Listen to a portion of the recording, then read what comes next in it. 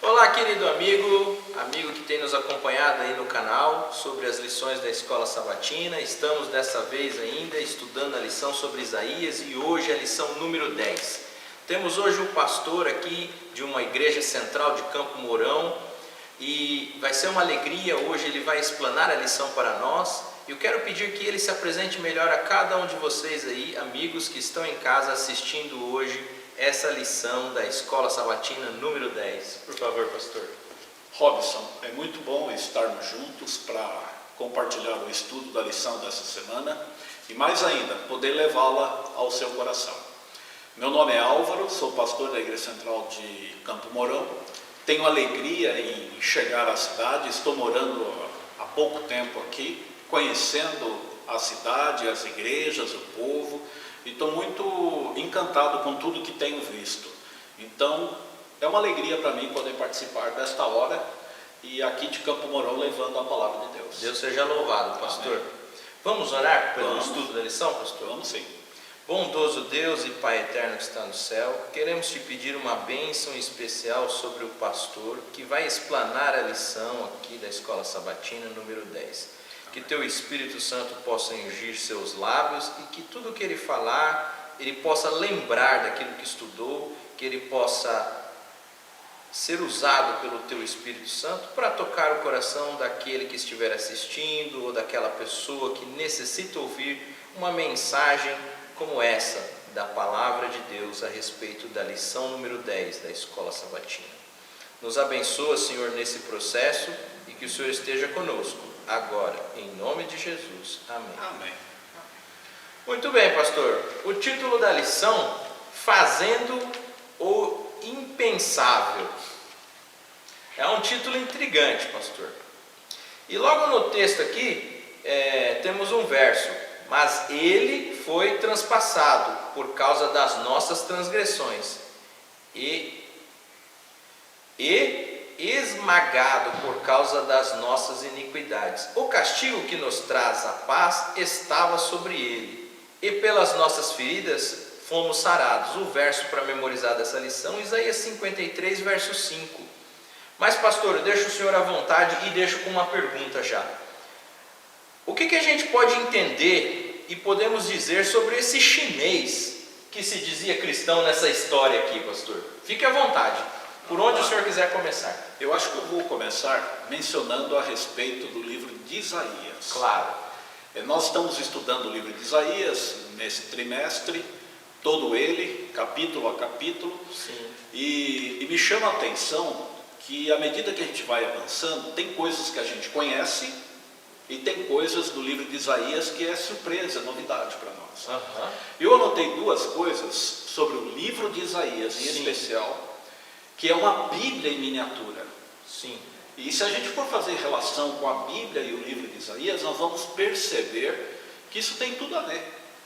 Então, por exemplo, a Bíblia tem 66 livros. Isaías tem 66 capítulos. Interessante, pastor.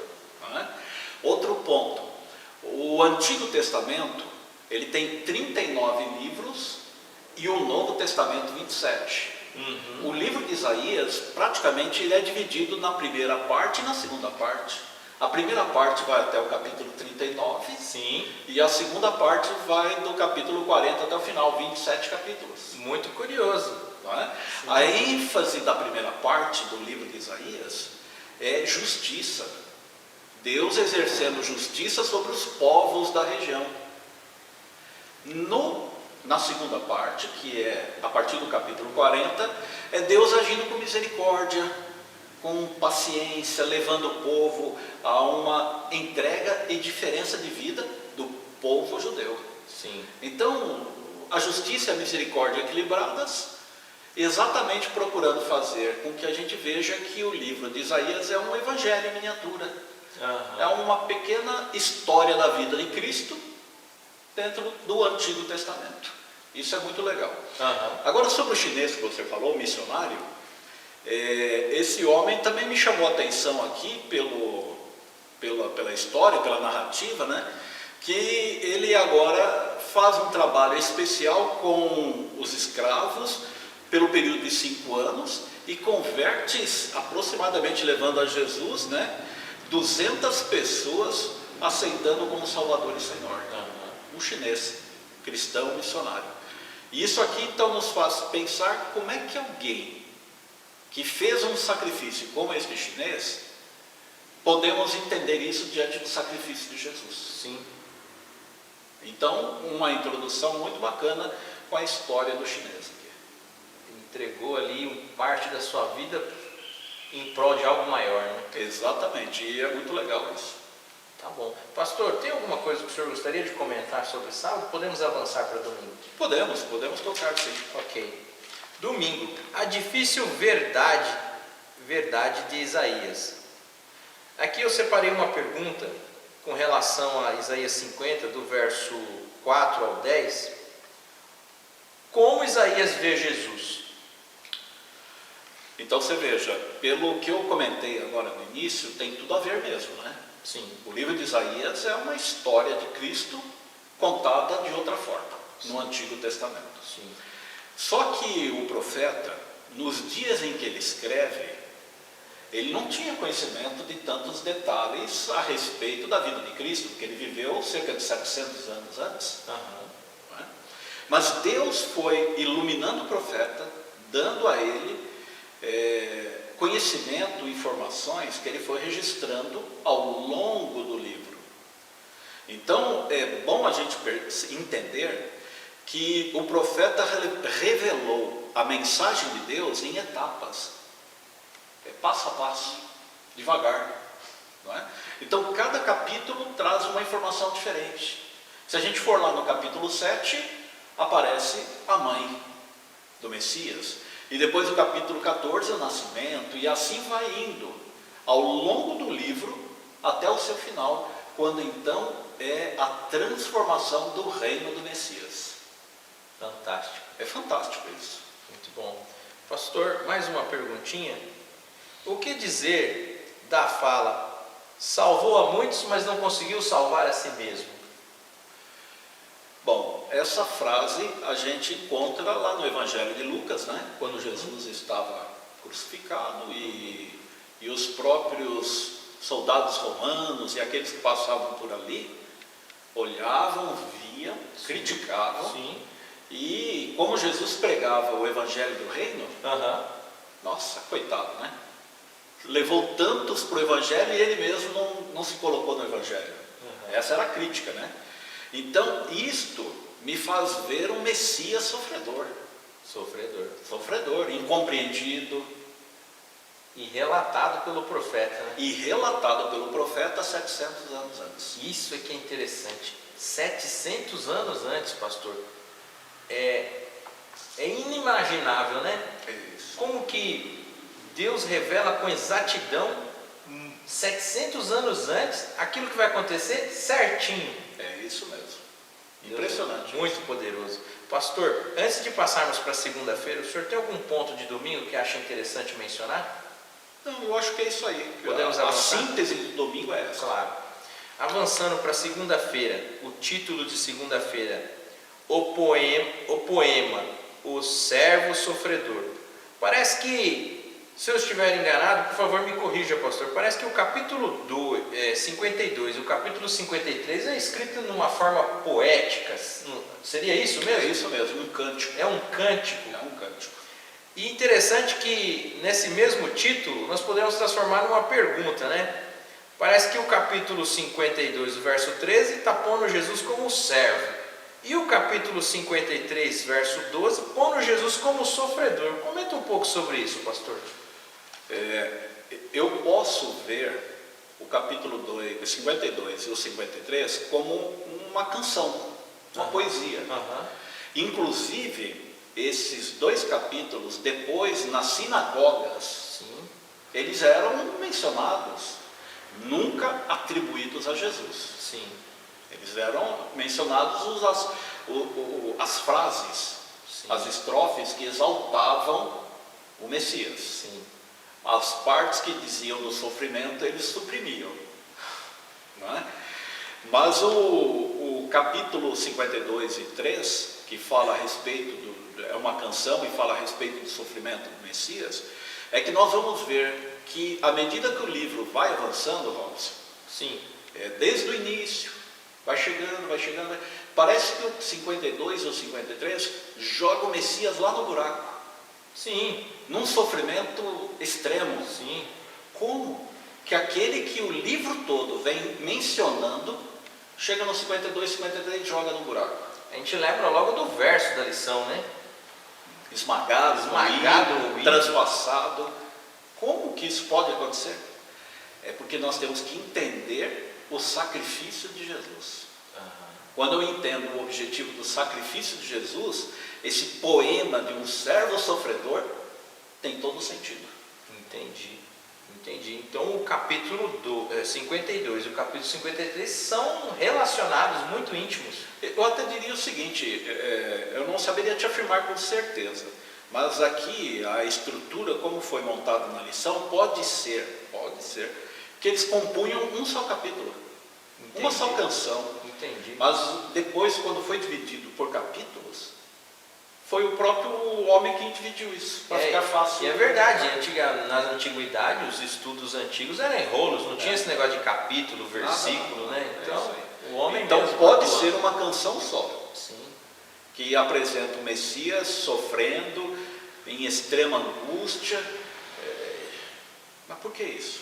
Aí os dias seguintes vão esclarecer melhor para nós. Claro. Pastor, podemos avançar? Não, tenho mais uma pergunta, perdão. Segunda-feira, eu queria te perguntar, pastor, quem é o profeta do Evangelho? Nós sabemos que nós temos o Evangelho de Lucas, o Evangelho de João, o Evangelho de Marcos, de Mateus, né? E quem é o profeta do Evangelho? Então, o profeta do Evangelho, dentro aqui do nosso estudo, é o próprio autor, né? O profeta Isaías. O profeta Isaías. Isaías, exatamente. Por quê? Porque ele é o profeta messiânico. Entendi.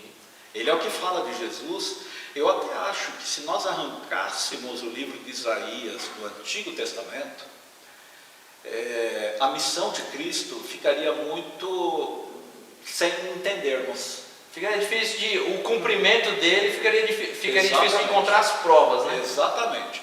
Então, o Evangelho de Isaías, o livro, ele é considerado profeta. Mas o senhor não errou não, pode chamar até de Evangelho. É isso mesmo. Muito bem. Podemos avançar para terça-feira? Podemos. Vamos. Terça-feira. Quem creu, pastor? Eu transformo o título aqui numa pergunta. Quem creu nessa mensagem de Isaías, pastor? Eu acho que ninguém. Se nós formos olhar os dias do profeta. Sim. Porque quando ele coloca um Messias libertador, vitorioso e etc., o povo judeu esperava quem? Um soldado, um rei temporal. Exatamente, que viesse trazer libertação nacional. Sim, imagino isso também. E então, quando eles começaram a ver, e Jesus se auto-intitulava e se apresentava como Messias, que é isso? Nunca.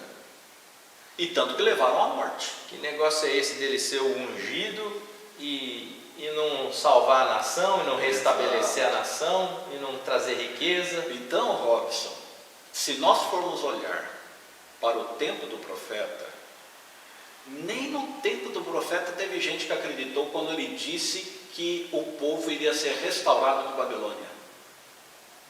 Não acreditaram. Primeiro que não acreditavam nem que Babilônia teria o poder que teria, de acordo com o profeta. E interessante, pastor, queria fazer um comentário. Na lição anterior falava de Ciro. Sim. O profeta, ele escreveu a profecia de Ciro, e Ciro é considerado um ungido do Senhor, né? E não quero entrar aqui em tipologia, mas o senhor conhece muito bem. Ciro é um tipo de Cristo, né? Porque ele veio para libertar o povo de Deus, né? Foi. E aí é que eu te digo, né? Nos dias do profeta, quando ele falava de que Babilônia viria para dominar o povo, como Babilônia, nós vivemos num período assírio. Babilônia é um povinho lá. Quando veio e ele disse que seriam restaurados por ocasião de Ciro, não acreditaram também. E nos dias de Jesus, repetiu a história. E nos nossos dias, isso deve fazer você refletir um pouco. Como é que eu me relaciono com as profecias da Bíblia? Eu acredito que estamos vivendo no tempo do fim, que Jesus virá para restaurar este mundo, transformando num novo céu, numa nova terra. Amém. Isso deve fazer eu e você pensarmos. Amém. Pastor, algum ponto que o senhor acha interessante mencionar sobre terça-feira? Eu anotei aqui na minha lição uma vontade. coisa importante no meu entendimento aqui, que já cria um link com a quarta. Fica à vontade, pastor. É o seguinte, se esse Messias era Messias sofredor, como o profeta profetizava, viria morrer, ser perseguido, sofrer injustamente, como é que nós podemos entender? É difícil entender que o povo não acreditou, mas olhando hoje, né? Mas naquele tempo, seria difícil para acreditar também, porque imaginar alguém sofrendo pela culpa de pessoas culpadas, é muito difícil. É fácil entender alguém sofrendo pela sua própria culpa. Sim. Mas agora eu sofrendo por você, É difícil de compreender, né? é difícil de entender isso aí e aceitar. E o justo paga pelo ímpio também, muitas vezes. Muitas vezes. É uma prova, é o livro de Isaías, né? É isso mesmo. E o livro de Isaías vem mostrando coisas terríveis, já no início ali, quando o povo estava bem rebelde e os assírios queriam dominar o povo, e aí se levantou um rei que estava do lado de Deus, né? E esse rei teve fé, e aí Deus tomou a frente, porque os inimigos do povo afrontaram o próprio Deus. Aí Deus falou, não, agora é comigo. E aí de repente ali 185 mil soldados assírios morreram pelo anjo do Senhor. O próprio Deus entrou em luta com eles. É isso aí.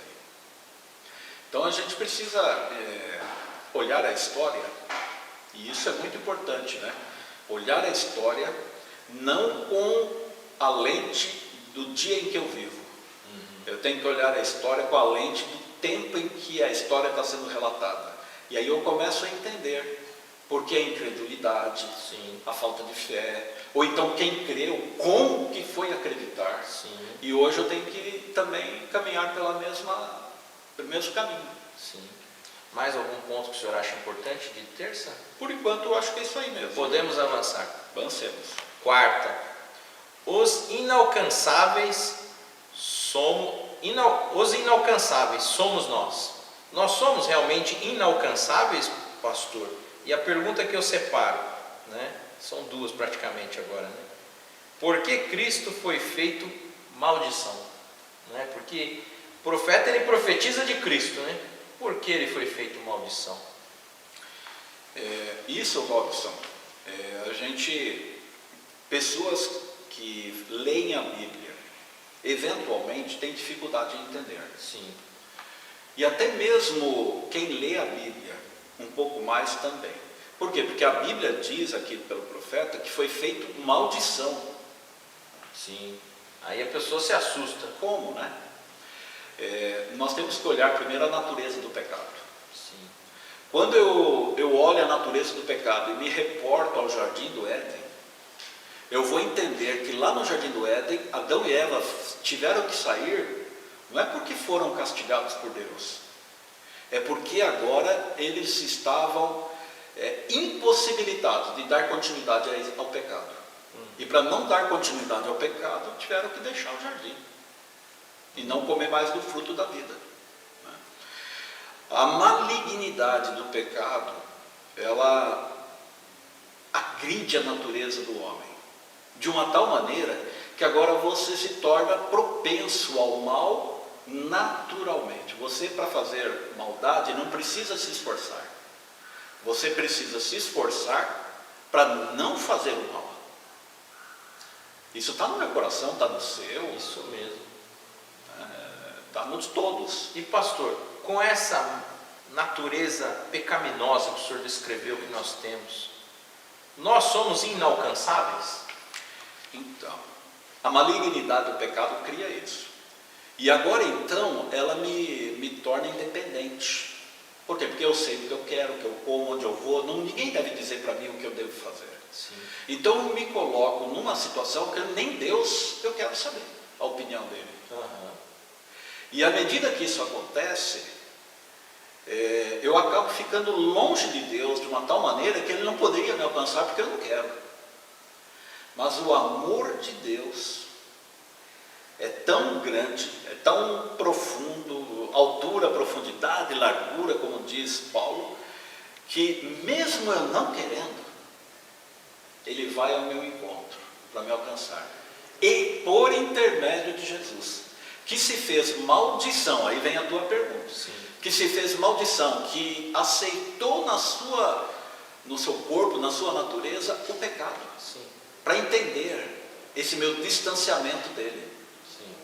E só aquele que entende isto é que pode me alcançar, porque ele sabe que eu não tenho nenhuma inclinação para o bem, só para o mal. Fantástico. Muito bem. Pastor, algum ponto sobre quarta-feira o senhor acha importante mencionar antes de avançarmos à quinta?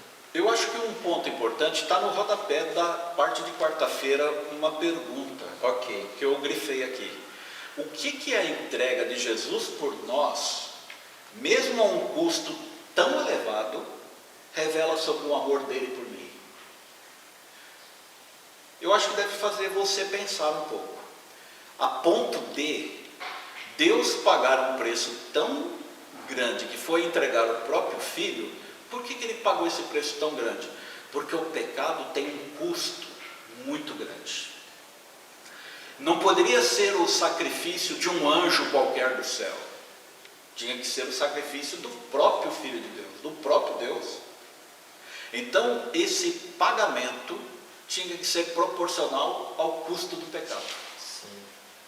E isso deve fazer você e eu pensarmos que amor que Deus tem por mim e por você é tão grande que paga esse preço. É imensurável. Imensurável. Às vezes, pastor, o senhor tocou no ponto certo. Nós podemos encontrar até nesse mundo mal que estamos, podemos encontrar até uma mãe, um pai ou alguém que dê a vida por alguém. Exatamente. Mas jamais encontraremos alguém que deu a vida pela humanidade e pode conceder a vida eterna a todos. Não há. É isso mesmo. E isso deve fazer eu pensar até mais que o amor de mãe ou o amor de pai, né? Porque se eu entender que esse Deus fez muito mais que uma mãe e um pai pelo filho, então esse Deus também morreu pelo próprio pai e pela própria mãe. Sem dúvida. Não só pelo filho. Fantástico. Podemos avançar a quinta? Vamos em frente. Quinta-feira, meus queridos amigos, é uma transformadora oferta de reparação. Uma transformadora oferta de reparação. O título ele é bem sugestivo, pastor. Jesus como Cordeiro. Como nós podemos entender? Eu imagino que aqui no verso da lição, aqui no contexto da lição, nos remeteu a Levíticos, né? Foi. E lá em Levíticos nós encontramos o santuário terrestre que Deus deu, não é? Segundo o modelo do que existe no céu, pediu que Moisés construísse aquele santuário, e ele construiu ali com muito esmero, Deus inspirou as pessoas a construir, e nós vemos ali que havia diversos tipos de oferta. Pastor, fala um pouco disso para nós. Eu acho que é legal comparar com o que eu mencionei no início e está na parte de segunda-feira. Claro. É que o profeta foi revelando a pessoa do Messias gradativamente. Sim. Primeiro no capítulo 7, depois no capítulo 9, Sim. no capítulo 14, e assim foi indo até chegarmos no 53. Sim. Por que isto? Porque se ele falasse tudo já no capítulo 7, sobre o Messias, inclusive o Messias sofredor, queria morrer, etc., eu acho que não teria capítulo 8. Porque ninguém iria querer ler e saber deste profeta. Então Deus foi dando informação sobre o Messias em doses homeopáticas, gradativamente, e ampliando o entendimento. Até que chega no capítulo 53 e mostra um Messias sofredor. Deus também, na salvação, ao longo da história da Bíblia, Ele foi dando informação ao povo à medida que o povo podia entender. Sim. E uma das maneiras que o povo podia entender naquela época, recém-saído do exílio do Egito, da escravidão, agora no deserto e etc., era o sacrifício de um animal, de um cordeiro, inocente, que morre sem reclamar, Sim. quietinho. À medida que isso ia acontecendo, o povo ia entendendo. E aí lembrava do Gênesis com Adão e Eva, quando saiu. Gênesis 3,15. Exatamente. Então foi tudo criando uma ampliação da mensagem. Essa história do cordeiro, como uma oferta, era que o pecado, quando eu pecasse, eu só teria o perdão depois que eu levasse um cordeirinho e oferecesse em sacrifício no altar. Sim.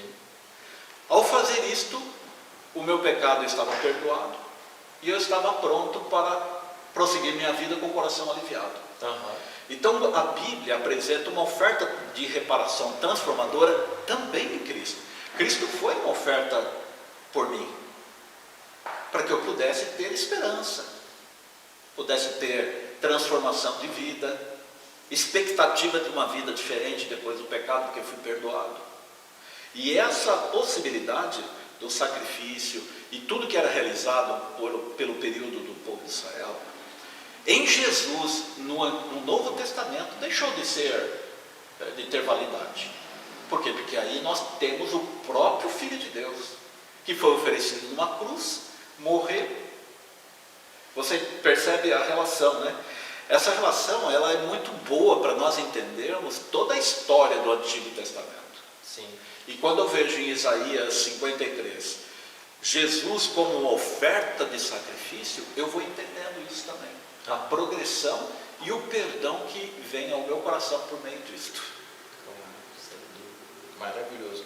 Pastor, algum ponto que o senhor gostaria de comentar sobre quinta-feira ou podemos avançar? Eu acho que uma coisa que pode ser destacada aqui Sim. é a respeito desse sacrifício, desta morte de Cristo, que é uma prova do amor de Deus por mim. Esse sacrifício de Jesus, profetizado em Isaías, é uma prova tão grande deste amor, que quando eu vejo no Novo Testamento, nos Evangelhos, a aplicação que é feita de Isaías, eu começo a entender que Paulo entendeu, eu começo a entender que os discípulos entenderam depois que Jesus ressuscitou, porque até antes de Jesus morrer, eu acho que nem os discípulos a criam, eles nem entendiam direito. Enquanto ele não ressuscitou ali, eles não caíram a ficha. Não caiu a ficha, por quê? Porque com a ressurreição, Robson, Jesus então se torna o rei, o servo, Messias, sofredor, que aparece como rei. Então isso transforma, isso é a virada, o ponto da virada, é a chave que vira no meu entendimento do livro de Isaías. Aquele cordeiro é o Messias que acaba de ressuscitar, e aí então com ele agora eu tenho que viver na fé. Fantástico. Jesus é o cordeiro morto desde a fundação do mundo. Desde a fundação do mundo. Muito bem. Podemos avançar então? Vamos adiante. Chegamos à sexta-feira. E em sexta-feira não tenho nenhuma pergunta. Eu vou pedir que o pastor que nos atendeu aqui maravilhosamente, nos explicando aqui a lição número 10, que ele possa comentar o que é importante para você, amigo ouvinte, e poder fazer uma conclusão dessa lição com o que for mais importante e relevante segundo o seu entendimento, pastor.